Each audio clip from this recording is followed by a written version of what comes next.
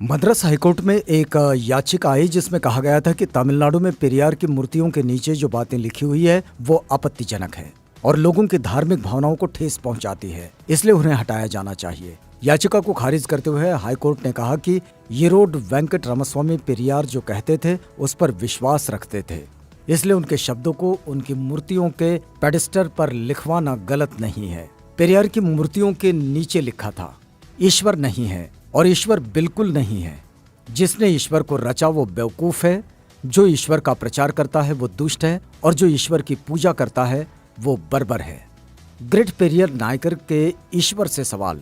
पहला सवाल, क्या तुम कायर हो जो हमेशा छिपे रहते हो, कभी किसी के सामने नहीं आते? दूसरा सवाल, क्या तुम खुशामद परस्त हो जो लोगों से दिन रात पूजा अर्चना करवाते हो? तीसरा सवाल, क्या तुम हमेशा भूखे रहते हो जो लोगों से मिठाई, दूध, घी आदि लेते रहते हो? चौथा सवाल, क्या तुम मांसाहारी हो जो लोगों से निर्बल पशुओं के बलि मांगते हो? पांचवा सवाल, क्या तुम सोने के व्यापारी हो जो मंदिरों में लाखों टन सोना दबाए बैठे हो? छठा सवाल, क्या तुम व्यभिचारी हो जो मंदिरों में देवदासियां रखते हो? सातवां सवाल, क्या तुम कमजोर हो जो हर रोज होने वाले बलात्कारों को नहीं रोक पाते?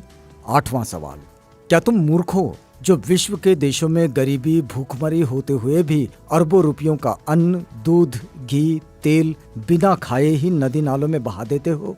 नौवां सवाल, क्या तुम बहरे हो जो बेवजह मरते हुए आदमी, बलात्कार होती हुई मासूमों की आवाज नहीं सुन पाते?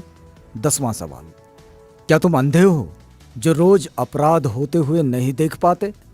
11वां सवाल, क्या तुम आतंकवादियों से मिले हुए हो जो रोज धर्म के नाम पर लाखों लोगों को मरवाते रहते हैं? 12वां सवाल, क्या तुम आतंकवादी हो जो ये चाहते हो कि लोग तुमसे डर कर रहें? 13वां सवाल, क्या तुम गूंगे हो जो एक शब्द भी नहीं बोल पाते लेकिन करोड़ों लोग तुमसे लाखों सवाल पूछते हैं? 14वां सवाल, क्या तुम भ्रष्टाचारी हो जो गरीबों को कभी कुछ नहीं देते जबकि गरीब पशुवत काम करके कमाए गए पैसों का कतरा कतरा तुम्हारे ऊपर न्योछावर कर देते हैं? 15वां सवाल, क्या तुम मूर्ख हो कि हम जैसे नास्तिकों को पैदा किया जो तुम्हें खरी खोटी सुनाते रहते हैं और तुम्हारे अस्तित्व को ही नकारते हैं? 5 मिनट का समय निकालकर जरूर पढ़ो भगवान के कारनामे।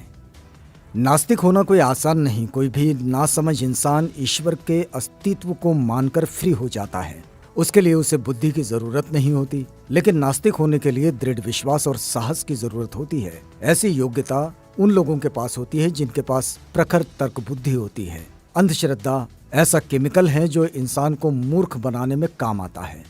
पेरियार ईवी रामास्वामी। आप देख सकते हैं हिंदू धर्म का विचित्र इतिहास। पेरियार लिखते हैं, मंदोदरी मेंढकी से पैदा हुई थी, श्रृंगी ऋषि हिरनी से पैदा हुए थे, सीता मटकी से पैदा हुई थी, गणेश अपनी मां के मैल से पैदा हुए थे, हनुमान के पिता पवन कान से पैदा हुए थे, हनुमान का पुत्र मकरध्वज था जो मछली के मुख से पैदा हुआ था, मनु सूर्य के पुत्र थे, उनको छींक आने पर एक लड़का नाक से पैदा हुआ था, राजा दशरथ की 3 रानियों के 4 पुत्र जो फलों की खीर खाने से पैदा हुए थे, सूर्य कर्ण का पिता था। भला सूर्य संतान कैसे पैदा कर सकता है? वो तो आग का गोला है। ब्रह्मा ने तो 4 वर्ण यहां वहां से निकाले, हद है। अछूत का बनाया हुआ चमड़े का ढोल मंदिर में बजाने से मंदिर अपवित्र नहीं होता।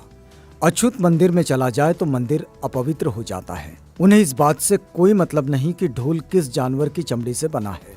उनके लिए मरे हुए जानवर की चमड़ी पवित्र है पर जिंदा अछूत अपवित्र।